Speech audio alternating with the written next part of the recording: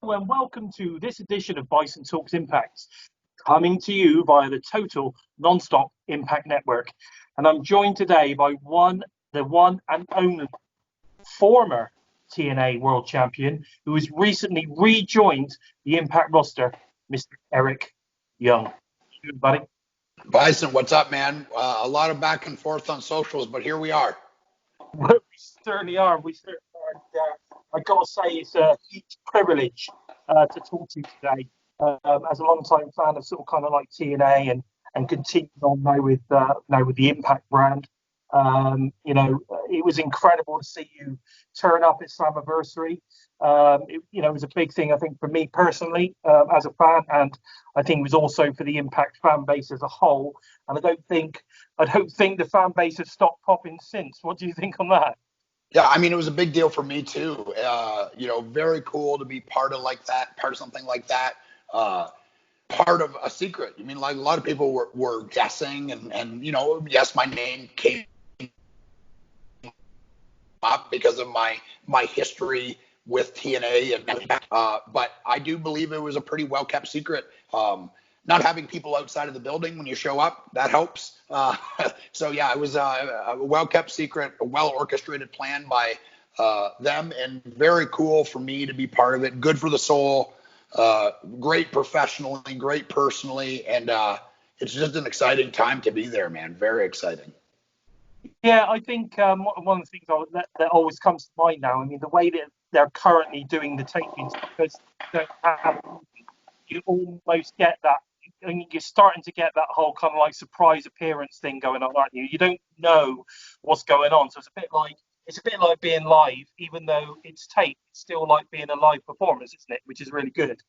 Yeah, it is good, and it's a very good schedule professionally. It is backed up, in blocks, and we do a couple days in a row.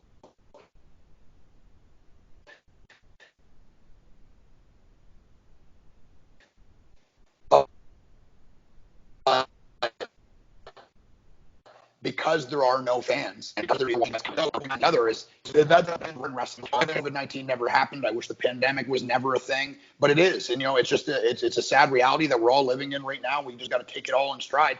And it's cool to be part of Impact Wrestling, where I believe, in my opinion, it's the only wrestling company that's growing.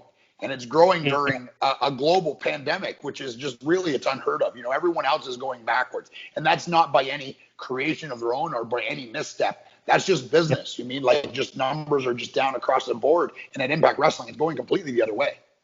Yeah, exactly. I mean, I did a pre-show to Slammiversary, and one of the things I talked about is how I felt that where Impact always struggled a little bit in the sense that because they do the tapings, you're always getting spoilers quite regularly. They're actually striving now because they're able to produce content and it's on a level playing field. So it's not in a massive arenas because nobody's putting anything on in massive arenas. Yeah. So everything that you see is pretty much the same from every promotion. And that way you get to really showcase how good Impact actually is and how good the roster is, right? Yeah, it's there is not a lot of smoke and mirrors. I mean, like, wrestling is smoke and mirrors, and it's an industry of smoke and mirrors, and all wrestling companies do it, but it is very pure at this moment. You know what I mean? And I can say wrestling in front of nobody, I would never choose that over wrestling in front of an audience, because I do believe, people that are wrestling fans, especially people that have gone to wrestling shows, understand that the crowd is part of the show. I can remember doing my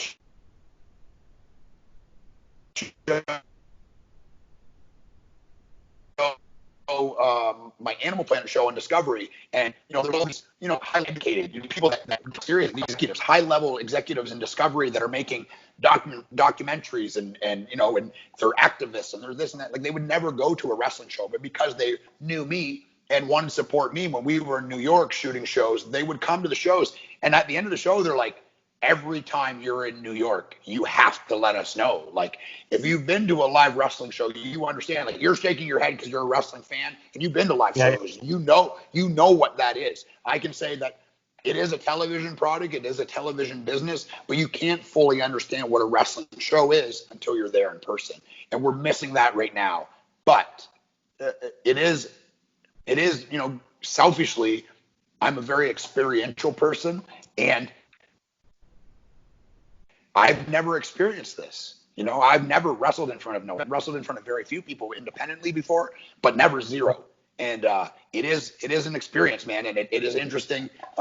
It has definitely its negatives, but everyone's just doing what we can, just like everybody in the world right now. We're just doing what we can, man. And I'm really proud of what Impact has done. Yeah, I think they're doing a great job. And like I said, once everyone's on that level playing field, I think you sort of kind of, you have to raise that kind of like that performance level, like the acting side of things, that kind of, because you've really got to get yourself over. It's almost like performing on an operatic stage, when you are there and there's nothing else, just you, and you have got to get over. People have got to see. And I think it helps. I think it'll be interesting to see, once we are able to get these people in, what level these guys now can raise to, because of the experience of having to do so much more to get over without the crowd.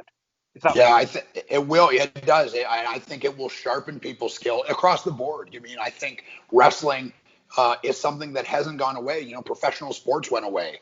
Movies have gone away. New television has gone away. Depending on how long this goes on, you may not see a new movie for months and months yet. So it's they can't shoot new television shows. They can't make game shows. They can't. None of wrestling is the only thing. It's like a cockroach. Is the only thing that survives this. They've just figured out a way. Yeah, they figured out a way. All three companies are doing an amazing job, I feel, in providing people with an outlet. And I feel like right now, more than any time, it's important. Also, just business-wise, it's necessary for pro wrestling to have television money. There is no gate. There is no box office money. So it's the lifeblood. I'm sorry, I didn't hear that last one. Sorry. I said, of course, they have to start really thinking outside the box, like we've been seeing this Wrestle House thing. And I think that some people are kind of like, I think this is rubbish. And other people are like, wow, this is amazing. I got to be honest, I'm on this is amazing, because I think it's outside the box. It's something different. It's like, okay, yeah, this is like entertainment. I quite like this. This is different, thrown in with the wrestling as well. It sort of kind of keeps you engaged, I think. So that's my thoughts on that side of it. What I wanted to talk about, a couple of things I wanted to talk about, though, was obviously you've been around the wrestling business since you were very young. I read somewhere that you were like, had a wrestling school or something at like 19 or something crazy. And which is obviously an amazing thing. It shows the kind of level of commitment and that you had to the industry straight from day one. I think that's amazing. For me, the first time I sort of came across you was around 2007-ish. I was at Universal Studio in Florida on vacation, funny enough. At the time, I was a massive WWE fan, massive. But I'd never really heard of TNA because I could say here at that time, WWE's all over, the big channels, so you just watch that and all the rest. You didn't really see much of TNA. And anyway, the signs were up, come and watch the live shows. So I thought, let's just do it, tape it. So I'm up for that. I love wrestling, let's go and watch it. So I dragged my wife in, who isn't a wrestling fan in any way, shape, or form. Bless her heart. Yeah, but we sat there for 4 hours watching what, for me, was some of the best wrestling I'd seen in years. And I was like, I've never seen this. I started looking it all up. And I found it was on Bravo in the UK. And I'm like, oh, my God, every week I'm watching this. And that was where I discovered you and obviously a lot of the other guys back then on the Impact roster, TNA roster as it was time. What are the comparisons sort of kind of from then when you were first in TNA to say the comparisons of today's roster or today's company as a whole? Yeah, company-wise, it's a completely different company. It's owned by a different company. It has a new president. The financial backers are Anthem Sports. Company-wise, it's completely different, and it's this isn't a slight on anything back then, but I feel like right now they're just making one decision for it. I mean, where Impact or TNA wrestling was 2 years ago was almost non-existent. You know what I mean? Like, that's just the truth. And I've said this a bunch, and I'll say it again on your show, is not me and not Gallows and Anderson or Heath or EC3. The people that were there, and the people that, even guys that were there and now are gone on to other things, like, should be very proud of the work they did. You know what I mean? Like, that's when the work is hard, when people aren't watching, people aren't paying attention, and people don't have anything nice to say. Like, that's when it's hard. Right now, it's gravy. Like, everyone's talking about Impact Wrestling, and they should be.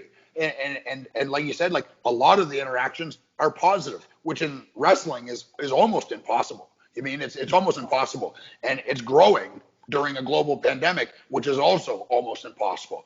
But the comparisons are, it is a very tight-knit group. Like, there's a lot of guys that I don't know personally, but I can tell you by being there and looking around, like, it's a very hungry group, and it's a good mix of experienced and inexperienced, guys that are very new to wrestling on television, which is a skill all on its own. And that's exciting to be part of. Everybody wants to have the best part of the show, and everyone wants to be the best that they can be, and that's contagious up and down the roster. You mean, like, I was the guy fighting for TV time 10 years ago, and there's a bunch of guys that are doing that now. And I think having someone like me, like, you can look at me and say, look, like, I'm not the tallest, I'm not the biggest, I'm not the fastest, I'm none of those. I didn't have an advantage at all. I think, like, if you were to look at me and growing up in Canada, I probably had less than a 5% chance of being the position that I'm in. It does happen, and it can happen. I've loved wrestling my whole life, and don't tell them that I might even do it for free. But it is my livelihood now, and being part of a group where I can see myself, my young self, in a lot of the guys there. And the truth is like, looking around, and I think, definitely the screws have got to be tightened, and things have got to be cleaned up, and we have to move forward collectively and decide what we're doing and how we're going to do it. But that's exciting to be part of, and to be considered a locker room leader of sorts, a guy that has kind of been, it's exciting to be part of a group like that, like, where the potential is truly limitless. I mean, it really is. There's always going to be financial barriers. There's always going to be business barriers. And the truth is like you had mentioned, Wrestler House. Some people like it, love it. Some people are like, oh, it's garbage. The reality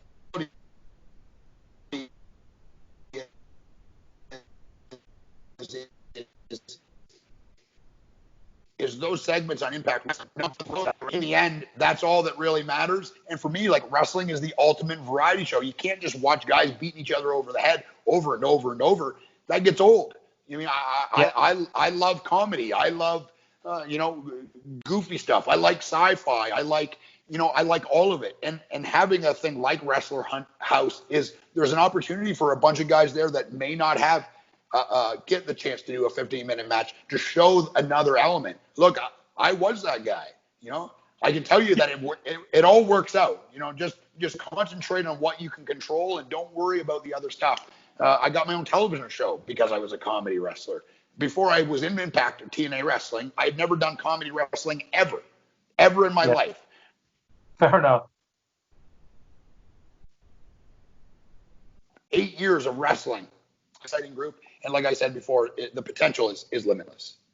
Definitely. Now, here's one question that is quite short, but it's to the point. I wanted to ask, what was it like being married to ODB, and did you ever work on our food truck? It was very, very fun. As you can well imagine. Jesse is a very good friend of mine. an absolute professional, a very, very talented performer, and most of all, like a good person. I mean, like we have to be around each other all day and all the time, and on house shows and at pay-per-views and TV days. We're definitely figuratively and literally tied together. And yeah, it was amazing. And I think that wrestling fans look back on that whole thing very fondly, and it's something I'm very proud of.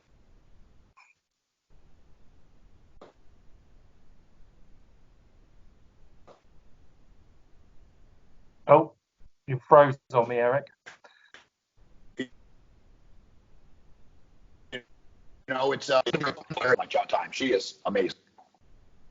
She is she's incredible. I was lucky enough when I was at the New York tapings. Odie, it was one of the, she was there basically. She was performing. I think she was there for that tapings, and it was amazing because she's one of those sort of kind of iconic knockouts. I think she's very, at times, very underrated, and something forgotten as being part of that incredible roster that's kicked off that. I hate to say the women's revolution because it's not the women's revolution, but kind of that start the knockouts. They were all of them, Gail and Tracy and her, like Matt.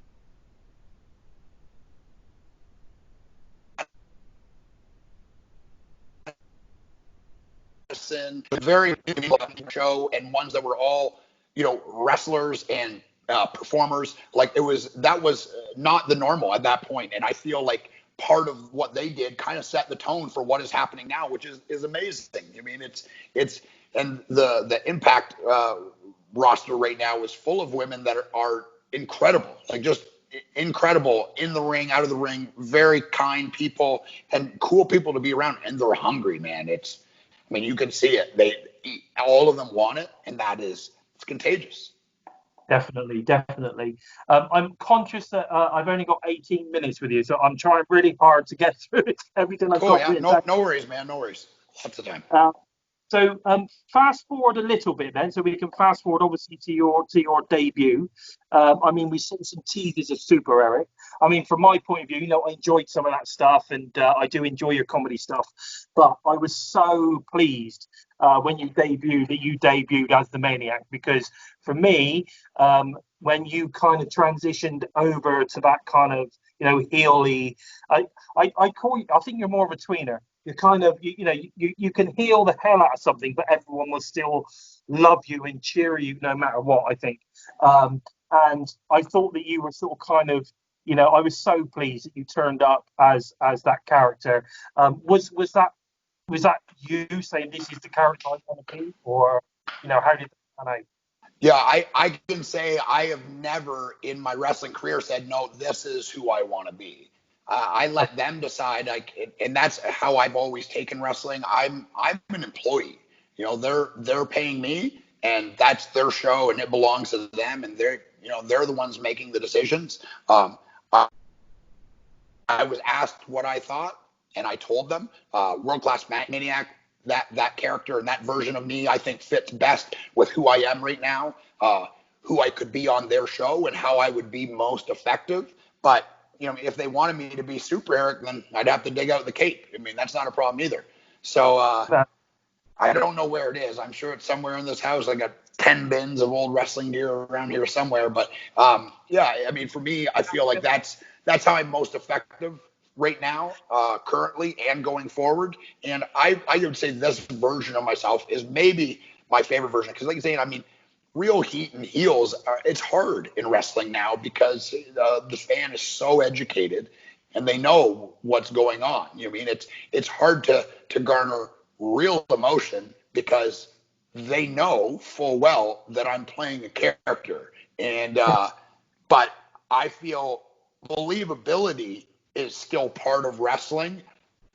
Totally. And I can assure you, when I'm doing it, it's very real. When that light goes on and I come out, I am that person. And that can be hard to deal with for some guys and some of the production people and stuff, because I don't really know what I'm going to do sometimes. And that's just the truth. That's how I look at it. If I'm going to be an unpredictable character and I'm going to be this crazy person that's willing to do whatever, well, then I've got to do those things. I've got to make people believe that, man, maybe maybe he is that. And the truth is I am. I fully believe it's not transparent, because when I walk out, I am the world-class maniac until I go back again. This is me. This is normal me right now. But on the show, I am that version of Eric Young. From the second you see me to the second you don't, that's who I am. And I will do everything in my power to convince you of that. Definitely. And that's interesting you should say that, because there's one man on the Impact roster that I think probably watched you quite a lot, and that's the Sami Callihan. Because for me, I sort of kind of, when I look at you and when I look at him, I kind of get that similar vibe. And I've got to say, I'd love to see you two go at it, because I think it would be maniac versus maniac, and it'd be interesting to see how that all pans out. What do you think of that? Yeah, Sammy's a very, very talented performer, a guy that we've crossed paths a bunch, and there's a bunch of really interesting underlying history for me and him, with his WWE run and my WWE run. And like you said, there's a lot of similarities. And he's definitely a guy that I'm really looking forward to sharing the ring with. There's tons of things that we could do. There's tons of guys on the roster that I definitely am looking forward to working with. And he is very, very high on the list for sure. Good. I'm really glad to hear that. Now, unfortunately, Eric, I think we've come to the end of our time now. It's been absolutely amazing talking to you, and I'm so excited to see how you go over the coming months and hopefully years. I'm assuming that you're going to be with us for some time to come. So it's going to be interesting to see how that all pans out. So I hope everyone's enjoyed listening to us today.